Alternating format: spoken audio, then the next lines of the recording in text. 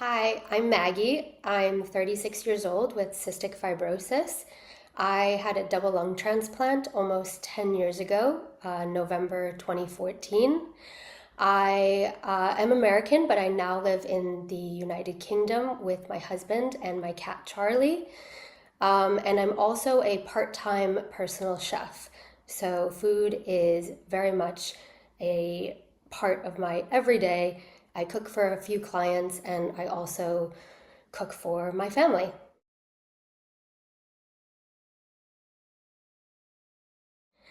I wanted to share with you today just a few tips and tricks about cooking and cleaning up quickly. But I wanted to start first with inexpensive staples that are great to have in your pantry or in your cabinet, just to keep around and are easily accessible for quick meals.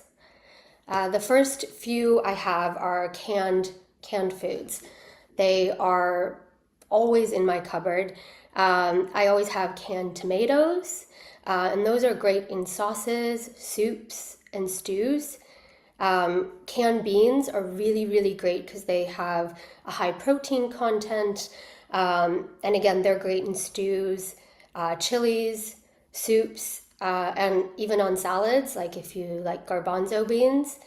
I always have a big bag of rice, and sometimes I have multiple rices. You can get them in the pouches, which is easy for microwavable meals, but I just keep the cheaper option around, which is in bags. And it really, everyone always thinks, and sometimes I even think that it takes, a long time to cook rice, but in actuality, it's about 15 to 20 minutes. So it's great to have that kind of starch around, and it's really also easy on the digestive system. I have a lot of digestive issues post-transplant. I have IBS.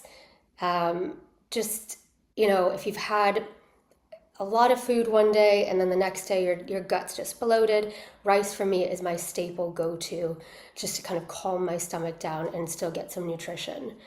Canned fish is another great thing to have on hand, whether that is tuna, salmon, sardines, something you can literally just open a can of and dump it into a salad or on some rice or with some potatoes. Really easy and great, great protein.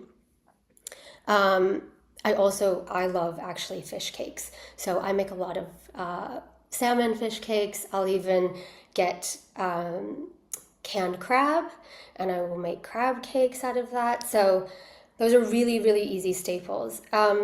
Spices. I have a ton of spices, and yet I don't actually use all of them.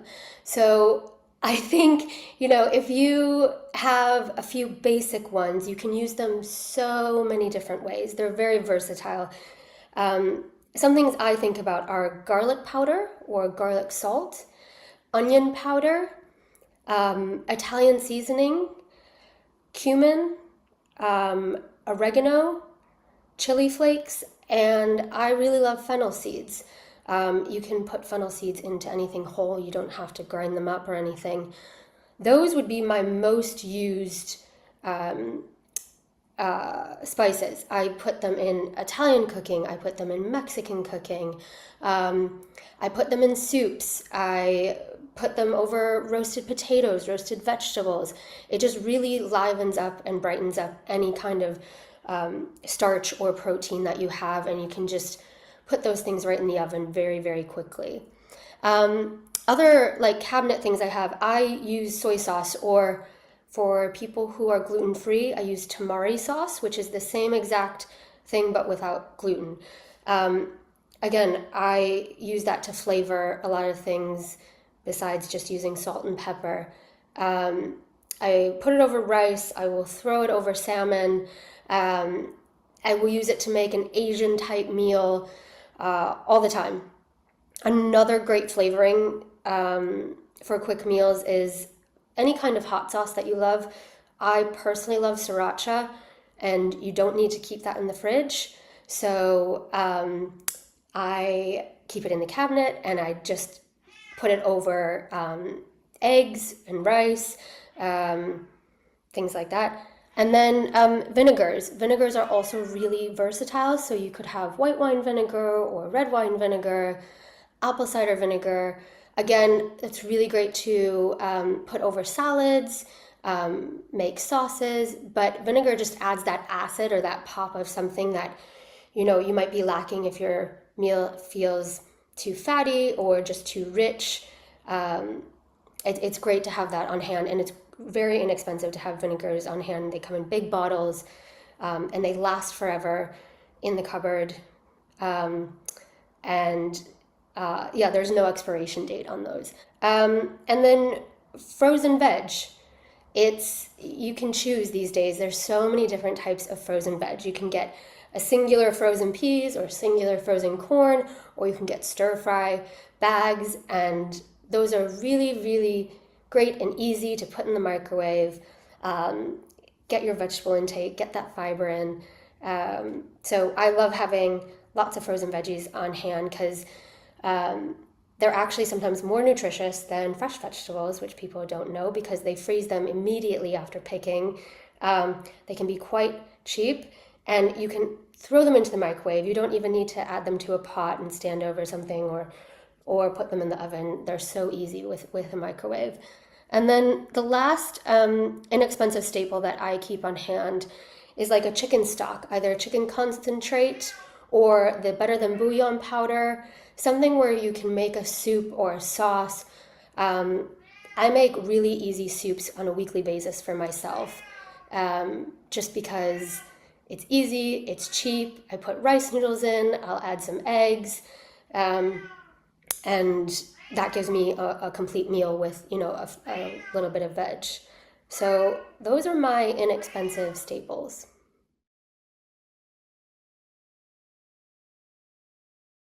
So, for this podcast, I have been given the challenge to come up with a few weekly meals for under $20.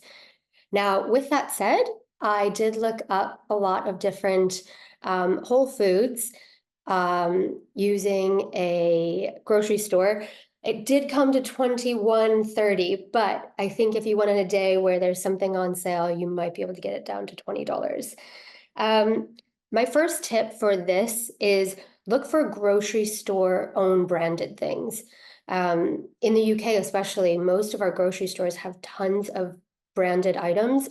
I know in America, it's more companies that use brands, but really look for your grocery store's own brand, and that will keep your costs lower. So I'll kind of go through some of the items that I picked, and then I will talk about the meals that you can make with them. So rice, I've talked about in my staples, and I do love rice. That was $1.79 for a 32-ounce bag. 12 eggs that were cage-free for $3.49. I know eggs got really expensive for a little while in America, so they were kind of a hard protein to buy, but they seem to have come down in price a bit. Canned tomatoes, again, love it. Staple of mine. If you get 2 canned tomatoes, like your regular 14-ounce cans, $2.50. And then garbanzo beans, it's a great protein. Again, I put it in my staples. It's $1.39 for 1 can. Or that was for 2 as well. I apologize. Soy sauce, I did talk about that, but again, it's such a great flavoring item that you can keep in your cabinet, and that was $2.50. Spinach, it's a great green to have on hand, and when it does get to a point where it starts to get wilted and you haven't used enough of it, because you get big bins, you don't always get like small bags, you get these huge bins. You can freeze spinach once you get to the point where it starts to look like it's turning a bit. And that was for $3. Tuna times 2 cans was $2. Rotini pasta, or any pasta that you love, but I just picked this one because it was quite cheap on the list, is $1.25. An onion, it's a great way to flavor things. You can chop it up quickly, you can make it fine, you can make it big, throw it into most meals, and it will give that flavor boost that you're looking for. That was 65 cents.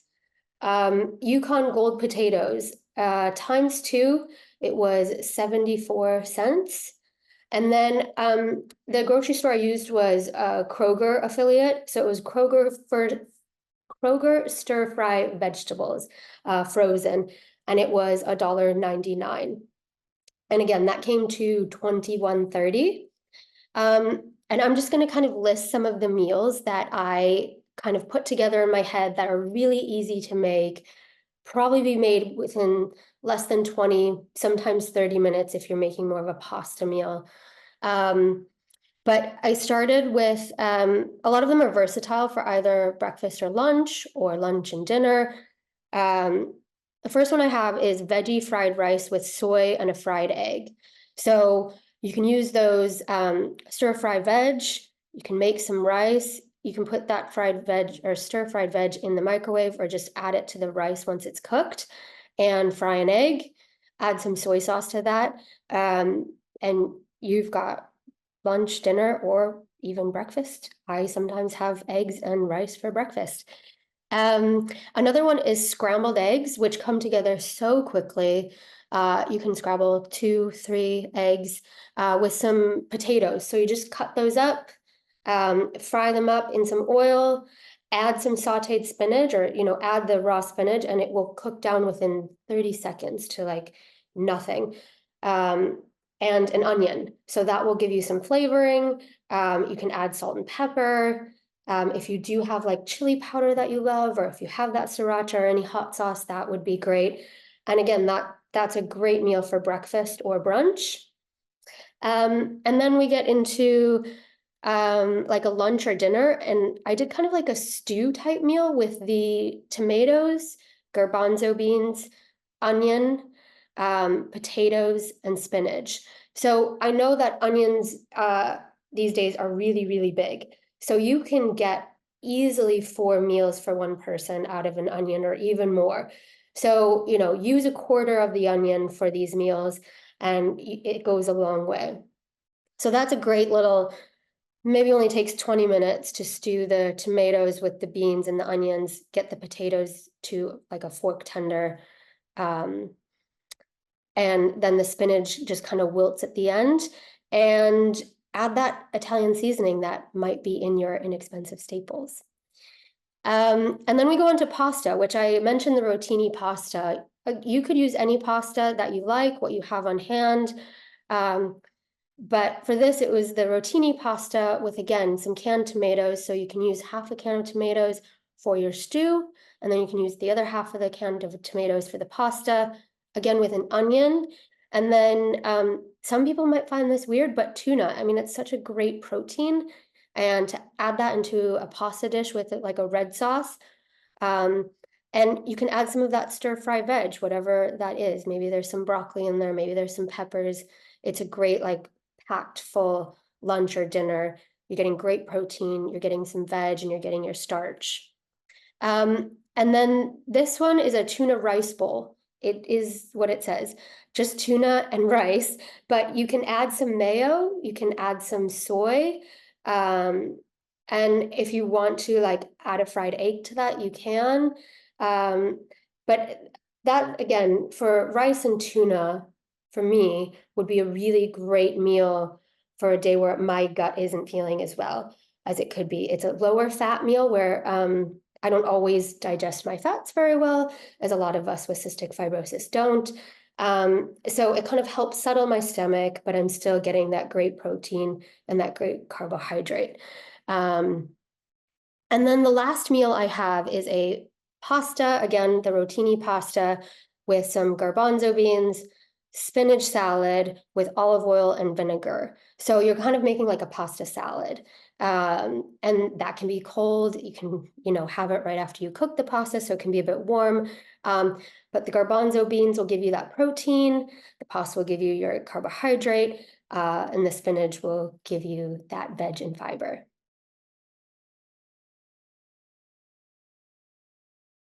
So another thing I wanted to talk about is batch cooking. It is a great way to get many meals in throughout the week while using the same base recipe. And for this, I did make a recipe, and I gave you 4 different ways to make 4 different meals. And bolognese is such a great batch cooking recipe because you can use tons of minced beef, or ground beef, sorry. Minced beef is something we say in the United Kingdom. And you get some of your vegetables in there, and it's just a great freezer option.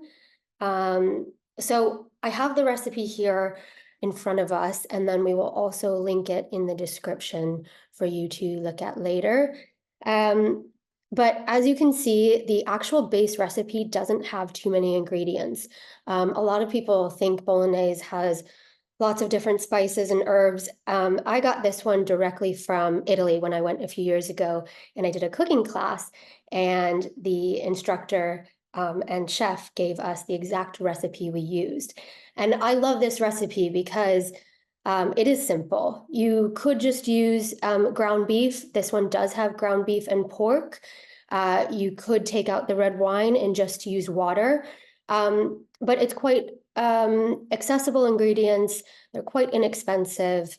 You've got, again, you don't have to use olive oil if you've got vegetable oil around, an onion, some celery stalks, carrots, like I said, ground beef, ground pork, red wine or water, tomato paste and tomato sauce, and then some salt and pepper to taste. So quite easy. And if you look at it, the instructions, again, you're sauteing some vegetables, then you're adding your meats, and it can all be done within 30 minutes, but a ragu or bolognese can be cooked up to 2 hours, and that will just really intensify the flavor. So if you have time, you want to do this on a Sunday or a Saturday, it's one that you can cook for about 15-20 minutes and then set it and forget it for 2 hours. But again, if you're doing this on a weeknight and want to make it in a hurry, you will have a cooked bolognese within 30 minutes. So for the first one, we always think of, like the picture shows, bolognese with pasta, spaghetti. Simple one, cook whatever favorite pasta you have on hand. We usually have tons of different pastas, don't we, in our cabinet? So pick your favorite one. And really easy veg is just a salad. You know, I love arugula. It's got that peppery taste. You can just throw some olive oil on it, and you've got a full, complete meal. And then I've made some other options. So if you don't want to freeze your bolognese, but you really are tired and you don't feel like cooking for the rest of the week, what can you do with that bolognese that you've got maybe 4 portions of, and it might just be you or you and a partner or you and a friend?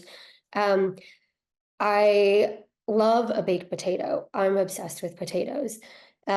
So having a baked potato, you can cook in the oven if you want like the longer slow and low way, or air fryer. I know tons of people are using their air fryers these days. I would also use a microwave. So anything that's really simple you have on hand to bake that potato to your liking. Fork tender, so it's nice and fluffy. And then reheat that bolognese in the microwave. So maybe it's in your fridge and you just have a portion ready. You've got your baked potato cooked, add the bolognese on top, and add your favorite cheese, maybe some mozzarella, maybe some Parmesan. And again, easy veg, just have a salad or have some chopped peppers on the side, anything that is raw, so you don't have to sit there getting another pan out or throwing it in the microwave. But if you have frozen veg on hand that you want to use, absolutely put that on the side or on top. My other favorite is stuffed peppers. If you like a pepper, this is a great way to use peppers with a bolognese. Heat your oven to 400 degrees, slice it through the stem, and then just a little oil and a little salt and pepper on the inside of the peppers, and put it in the oven for about 15 minutes or until like your desired doneness. Some people want like really soft peppers that are kind of like falling in on themselves. Some people want more of a structure. But once that 15 minutes is over, you could do it in your air fryer as well. I don't have an air fryer, so I don't know all of the ins and outs and exactly how to cook it. But if you've cooked peppers in your air fryer, well, then absolutely do it that way. And then again, reheat your bolognese in the microwave and just scoop it into your pepper and add again some cheese if you'd like. And if you want some salad with that, that's great. If you want more pasta, have some pasta, but that is also bolognese stuffed peppers is a great non-carbohydrate meal if you just don't want carbohydrates for that dish. And then the last one is just an easy, I kind of thought of like a Philly cheesesteak kind of meal, but instead it's bolognese cheesy sandwich. So whether that's a baguette, whether it's your favorite roll, you would open up that bread, put it in the oven, or if you can fit in your air fryer, put like a little olive oil on it and toast it at 400 degrees or 375 for about 10 minutes. Get that bolognese back in the microwave again, take that portion out of your fridge, and throw some cheese on top. So add your provolone, add your mozzarella, and then put it back in the oven for maybe a minute on your broil set, or again, you could bake it for a few minutes. And then add your favorite greens if you'd like, or just leave it as it is. I would add arugula, or I would even add a Caesar salad in there. So you kind of get a whole meal in your sandwich. And just, put it together and eat that way. So those are 4 really good options for your bolognese. If you don't want any of those options and you just want to save your bolognese, you can pop it into containers or bags for serving sizes and into your freezer. You could make a double batch of this really easily.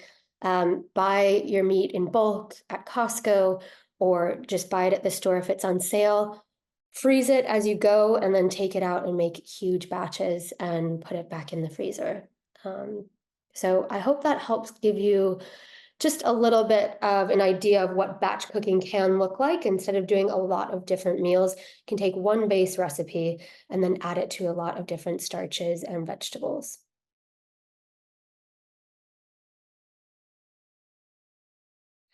So with all of these different ingredients, we come up with talking about waste and having lots of food that starts to get a little less desirable. In the UK, grocery stores are now giving us less desirable fruits and vegetables, or what we call wonky fruit. They don't look that bad, but maybe they're just not as perfect as we're used to. And this also happens in our homes. Our greens might start to get a little more wilted in the fridge, or our potatoes are starting to look a little more wrinkled or softer. And this is the time to think, what can I do with this? Your freezer is your best friend in a lot of ways. So if your fruit is starting to turn, bananas, we always think, oh, when they get brown like that, maybe I'll make banana bread, but we probably won't. So what do we do with bananas at that stage? Well, we just pop them into the freezer. You can take the skins off and you can put them into a bag or a container, and they're great in smoothies. If you have other frozen veg, just or frozen fruit, excuse me, add that into a smoothie with some milk or some nut milk. And it's a great way to, use up your bananas. Can add them back into a cereal, can add them into oatmeal, but spinach as well. Spinach turns so quickly, it feels like. And I know we don't get small things of any ingredients in stores these days. So you get that big box a lot of times, or bin. You could either just start off with throwing a bunch into the freezer, or as it kind of turns over, throw it in. And then potatoes, you can chop those up and freeze those. People probably don't know, but you can even freeze cheese. You could grate it beforehand and then put it into the freezer, or you could put it into a block, but then you might have to defrost it. So grating your cheese and then putting it in the freezer before it gets moldy is a great way to keep it on hand, and just throw it into dishes frozen, and it will melt and cook through. So it's just thinking about those types of things, how do I make the best of it? Also, not buying too much. So really thinking about um, over and over again how you can use the same ingredients in different ways. And so we did talk about the batch cooking, and we did talk about how do you use $20 for a few days. We used a lot of tomatoes and garbanzo beans and tuna and pasta over and over again. And so not buying, so many things at once. Just a random tip, and I'm guilty of this all the time, is going to the store hungry. I buy so many things when I'm hungry. So if we try to eat just even a few bites of something out of the fridge, little piece of cheese, little meat, some yogurt before we go to the stores, that's a great way to limit us from just seeing something and buying it and then forgetting we've put it in the fridge or leaving in the cabinet for a while. Um, so I would say, try your best when it comes to wastage. Use it up when you can. Put it in smoothies. Put vegetables in soups. I have said before, I love making soup, and I will find the random carrot or the random celery stalk and just be like, okay, it's a bit bendy, but it's fine. It's not moldy. And you just put it into the soup and it cooks down and it makes a great meal. So those are my tips for, not wasting and trying to store up as much as we can before it goes bad.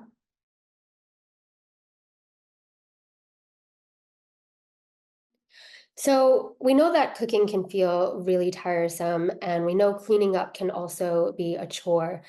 Um, I've talked about a little bit about how we make meals as quick as possible and consolidated, but I would also say that making things that are in one pot meals are great. You can look at orzo and add um, vegetables to that. You can add protein to that into one pot. You can add curries into one pot. So looking at those one pot meals is a really great way to keep dishes from feels like they multiply sometimes.